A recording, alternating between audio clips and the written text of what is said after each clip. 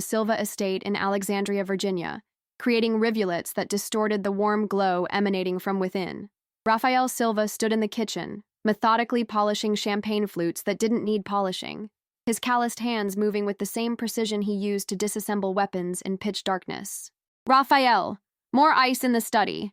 His Aunt Maria's voice cut through the kitchen's swinging door, sharp and dismissive. "Yes, Aunt Maria," he replied, his voice steady despite the familiar sting. 28 years old, built like a swimmer with shoulders that spoke of more than casual exercise, Rafael had spent the last 6 years of his life in places most people couldn't find on a map. But here, in his childhood home, he was still just Rafa, the one who hadn't quite figured things out yet. He lifted the ice bucket and made his way through the crowded living room, where his extended family had gathered for his parents' 35th wedding anniversary. The house buzzed with conversation, laughter, and the clinking of glasses. His cousin Marcus, resplendent in his army dress blues, was holding court near the fireplace, regaling a circle of admiring relatives with stories from Fort Bragg. "And that's when the colonel said I showed exceptional leadership potential," Marcus concluded, basking in the approving nods. Raphael maneuvered past them, invisible as always. His mother, Elena, caught his eye from across the room and offered a tight smile, the kind that said, "I'm sorry and please don't make a scene simultaneously." In the study, his father, retired General Antonio Silva, sat with other military brass, their conversation a low rumble of shared war stories and political commentary. Raphael set the ice bucket down quietly, but his father's voice stopped him. "Raphael, while you're here, top off Colonel Henderson's scotch." "Of course, Dad." Colonel Henderson, a man with a face like weathered leather, barely glanced up. "Tony, is this the son who's still finding himself?" Antonio's jaw tightened almost imperceptibly. "Raphael's been doing some consulting work. Private sector." "Ah." The single syllable carried volumes of polite dismissal. Raphael poured the scotch with steady hands, though something dark flickered behind his hazel eyes. Consulting work. If only they knew that last month's consulting had involved extracting a compromised asset from a safe house in Caracas while Venezuelan intelligence closed in. "Maybe it's time he considered real service," Henderson continued, warming to his theme. "My nephew just graduated from the Naval Academy. Top of his class. That's the kind of direction young men need." "I'll keep that in mind, sir," Raphael said quietly, setting down the bottle. He retreated to the kitchen, where his sister Isabella was arranging canapes on silver platters. 5 years younger, she was the only family member who seemed to notice the shadows that sometimes crossed his face. "You okay?" she asked, not looking up from her work. "Why wouldn't I be?" "Because Dad's friends are jerks, and Cousin Marcus is out there acting like he personally won World War III. Raphael almost smiled. "Marcus is proud of his service. Nothing wrong with that." Isabella finally looked at him, her dark eyes searching. "When are you going to tell them?" "Tell them what?" "Whatever it is that makes you check the exits whenever you enter a room. Whatever it is that makes you flinch when car doors slam. Whatever it is that you can't talk about." The kitchen door swung open before he could respond. Their mother bustled in, stress etched in the lines around her eyes. "Raphael, we need more champagne brought out. The Reynoldses just arrived, and you know how Judge Reynolds gets if his glass is empty. And Isabella, those canapes should have been out 10 minutes ago. This is your father's big night. Retired generals don't have many 35th anniversaries." "Mom," Isabella started. "Maybe Raphael could what? Stand around while the real veterans tell their stories? No, at least this way he's being useful." Elena's words came out sharper than intended, and she immediately softened. "I'm sorry, mijo. I just want tonight to be perfect." "It's fine, Mom. I'll get the champagne." As Raphael headed for the wine cellar, he passed the hallway lined with family photos. There was Marcus in his dress uniform at graduation, his cousin Patricia receiving her commission, his brother Diego shaking hands with a senator after his promotion to major. And there was Raphael, in a simple suit at his college graduation, smiling blandly at the camera. No uniforms, no medals, no visible proof of service. He descended into the cool darkness of the cellar and selected 2 bottles of Perrier Jouet. His phone vibrated against his ribs. A secure message on an encrypted app most people didn't know existed. "Package confirmed secure. Outstanding work, sailor. Your country owes you another debt." Admiral Mitchell Raphael stared at the message for a long moment before deleting it. Another debt that would never be collected. Another success that would never be celebrated. He'd made his peace with that life. The shadows, the silence, the necessity of being underestimated. But tonight, surrounded by family who saw him as a failure, that peace felt fragile as champagne glass. He climbed back upstairs, bottles in hand, and nearly collided with someone in the hallway.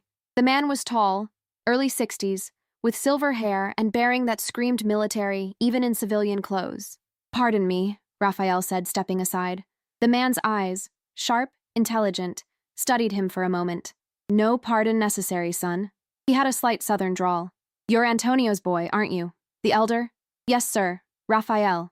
General Samuel Barreto." He extended a hand, which Raphael shook. The general's grip was firm, his eyes never leaving Raphael's face. "Your father speaks of you often. I can imagine what he says," Raphael thought, but kept his expression neutral. "I hope you enjoy the party, General." "I'm certain I will." Barreto's smile was enigmatic. "Parties have a way of surprising us sometimes, don't they?" Before Raphael could parse that comment, the general moved past him toward the study. Raphael watched him go, an uneasy feeling settling in his stomach. There was something about the way Barreto had looked at him.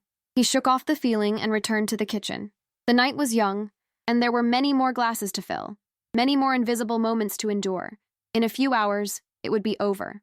He could return to his apartment in D.C., to his encrypted communications and classified briefings, to a world where his contributions mattered even if they could never be acknowledged. He had no idea that in exactly 47 minutes, General Samuel Barreto would change everything. Chapter 2. The Weight of Silence. The party had reached that golden hour where inhibitions loosened and voices grew louder. Raphael moved through the crowd like a ghost, refilling glasses and collecting empty plates. His uniform for the evening, black slacks and a white button-down, made him indistinguishable from the actual catering staff his mother had hired. "Rafa," his cousin Patricia called out, waving him over to where she stood with a group of family friends. "Bring us another bottle of that Pinot Grigio." He detoured to the bar, where his uncle Carlos was holding forth about his son Marcus's latest commendation. "Natural leader, that boy. Gets it from my side of the family, of course. Military excellence runs in the blood." Carlos noticed Raphael and his expression shifted to one of paternal concern. "You know, Raphael, it's not too late. I could make some calls, get you into OCS. 30's the cutoff, so you've got a couple years." "I appreciate the offer, Uncle Carlos. I'm serious. Man needs purpose, direction. Look at you.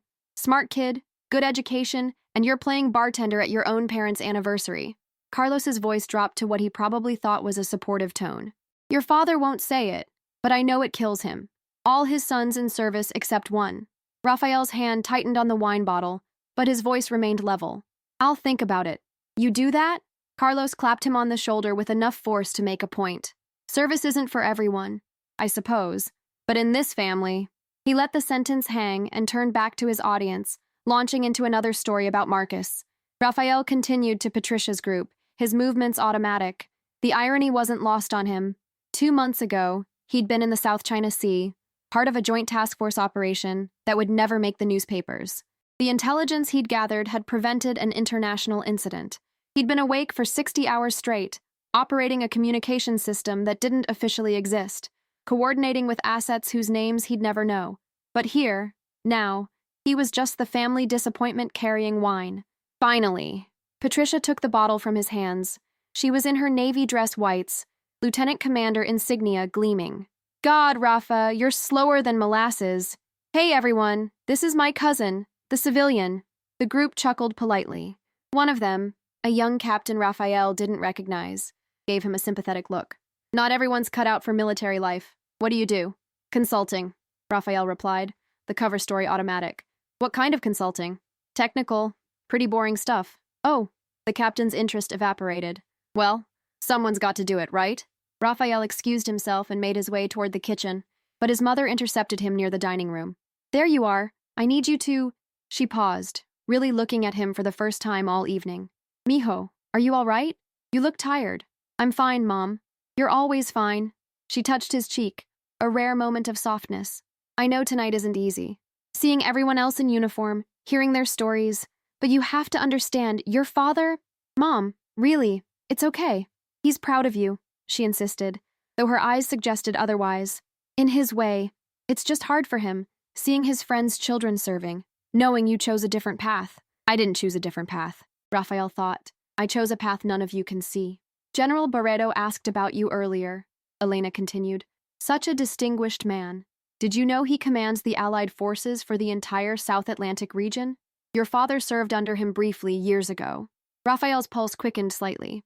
What did he want to know? Oh, just general questions. How you were doing, what kind of work you did. I told him about your consulting firm. She straightened his collar absently. Try to smile more, mijo. I know you don't enjoy these gatherings, but… Elena! Antonio's voice boomed from the study. Where's that champagne? We're about to make the toast. Coming. She squeezed Raphael's arm. Bring the good champagne. The Krug. Your father wants to make a proper toast. Raphael retrieved the champagne from the kitchen, where Isabella was stealing a moment of quiet. Surviving? She asked. Always do. Mom give you the your father's proud in his own way speech? Word for word. Isabella's smile was sad. You know, sometimes I watch you at these things, and I wonder what you're not telling us. You have this look, like you're carrying something heavy. Raphael popped the cork with practiced ease. Everyone carries something. Not like you do. She stepped closer, lowering her voice. I saw you last month at Union Station. You were with 2 men in suits, and you all moved like… She struggled for words. Like you were expecting trouble. Like soldiers. Isabella, I'm not asking you to tell me. Asking you. I'm just saying I see you. The real you. Even if no one else does. Before he could respond, their father appeared in the doorway. Antonio Silva, at 63, was still an imposing figure. Ramrod straight, silver hair cut to military specifications, eyes that could strip paint. Raphael, the champagne? Right here. Sir. Antonio's jaw worked as it always did when Raphael called him sir, a habit from childhood that had never broken. Bring it to the dining room. We're gathering everyone for the toast. As Raphael followed his father, Antonio spoke without turning. Henderson thinks you're wasting your potential. Colonel Henderson's entitled to his opinion. He's not wrong. You had every opportunity. Best schools, military legacy, connections, and you're serving drinks at family parties. Someone has to. Antonio stopped abruptly, turning to face his son. Don't be glib with me, boy. You think I don't see what this is? Some kind of rebellion? Trying to embarrass me? No. Sir, I'm just trying to… To what? Drift through life? Play at being a businessman with your consulting? The air quotes around the word were like knives. Your brothers serve with distinction. Your cousins wear their uniforms with pride. And you… And I'm a disappointment. I know. Something flickered in Antonio's eyes. Pain, perhaps, or frustration. You could have been more. Maybe I am more. Maybe you just can't see it. For a moment, father and son stood facing each other, decades of unspoken words hanging between them. Then Antonio turned away. Bring the champagne. Try not to spill it. The dining room was packed, family members arranging themselves for the toast. Raphael stationed himself near the back, bottles ready, as his father took center stage. Friends, family, Antonio began, his command voice filling the room. Elena and I want to thank you for joining us tonight. 35 years of marriage, 4 children, a lifetime of service to our country. Raphael tuned out the familiar rhythms of his father's speech, scanning the room out of habit. General Barreto stood near the windows, and when their eyes met, the older man raised his glass slightly, a gesture that seemed meant for Raphael alone. Proud to have served alongside many of you, Antonio continued. Proud to see the next generation taking up the torch. Marcus, Patricia, Diego, all of you in uniform, you honor us with your service. The omission of Raphael's name hung in the air like smoke. His mother's smile grew fixed. Isabella's hand found his and squeezed. To family. Antonio raised his glass. To service. To… If I may, Tony. General Barreto's voice cut through smoothly.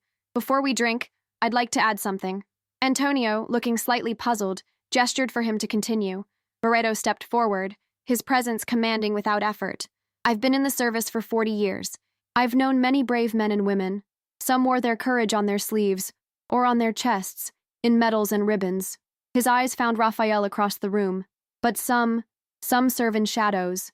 Some carry burdens they can never share, perform acts of valor that will never be celebrated, save lives in ways that must remain forever secret.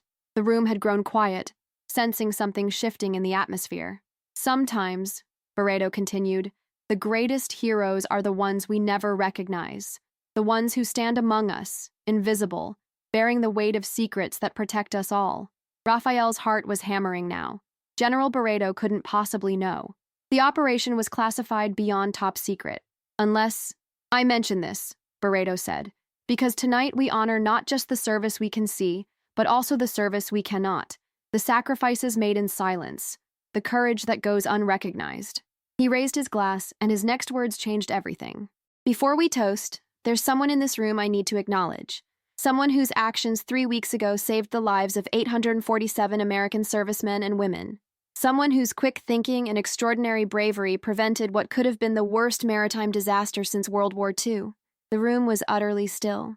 Antonio's brow furrowed in confusion. Elena clutched her pearls. General Barreto set down his champagne glass with deliberate precision. When he spoke again, his voice carried the full weight of command.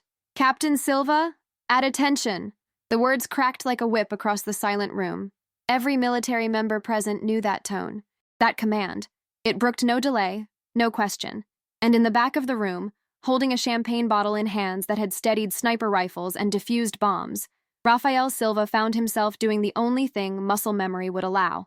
He snapped to attention. Chapter 3. The Moment of Truth. The champagne bottle hit the floor with a muted thud, golden liquid spreading across the Persian rug. Rafael stood at perfect attention, his body responding to years of training before his mind could process what was happening. The room erupted in confused whispers. "Captain?" someone murmured. "Did he say Silva?" Antonio Silva stood frozen, his champagne glass halfway to his lips, staring at his eldest son as if seeing a stranger. General Barreto strode through the crowd, which parted before him instinctively. He stopped 3 feet from Rafael, examining him with the eye of a superior officer inspecting a subordinate. "Captain Rafael Silva, Naval Intelligence, Special Operations Division. Serial number? 77149263, sir." The response was automatic, drilled into him at Annapolis years before. "At ease, Captain." Rafael shifted to parade rest, his mind racing. This was impossible. His commission was classified. His very existence in the naval intelligence apparatus was need to know, and family gatherings definitely didn't qualify. "Ladies and gentlemen," Barreto addressed the room while keeping his eyes on Rafael. 3 weeks ago, an American naval convoy carrying humanitarian aid, and more importantly, 847 souls, was transiting the South Atlantic. Intelligence indicated a credible threat, a coordinated attack that would have sent those ships to the bottom. Elena's glass slipped from nerveless fingers, crystal shattering on the hardwood. The man who intercepted that intelligence, who decoded communications that our best cryptographers said were unbreakable, who coordinated a counter-operation across 3 time zones while embedded with hostile forces. Barreto paused. "That man stands before you. That's impossible." Antonio's voice was hoarse. "Rafael isn't... he's not... Not what, Tony?" Barreto turned to face him. "Not military? Not serving his country? Your son graduated Annapolis with honors, though I suspect you didn't know that. Recruited directly into naval intelligence. 6 years of operations that I can't discuss even with my security clearance." "Annapolis?" Patricia whispered. "But I was there. I would have seen..." "Different program," Barreto said simply. "Different purpose. The Navy has many faces, Commander. Some wear whites, some wear shadows." Marcus pushed forward, his face flushed. "This is ridiculous. I would have known. We all would have known. Rafa's been playing businessman. Consulting? Consulting," Barreto smiled coldly. "Yes, that's one word for it. Tell me, Major, what do you think technical consulting means when your cousin speaks 7 languages, holds advanced degrees in cryptography and electronic warfare, and has been credited with preventing 3 international incidents in the last 18 months? Sir," Rafael spoke for the first time since identifying himself, "with respect, this information is declassified as of 800 this morning, Captain. At least, the parts I'm sharing. The Secretary of the Navy felt it was time, especially considering..." He reached into his jacket and produced a small leather box.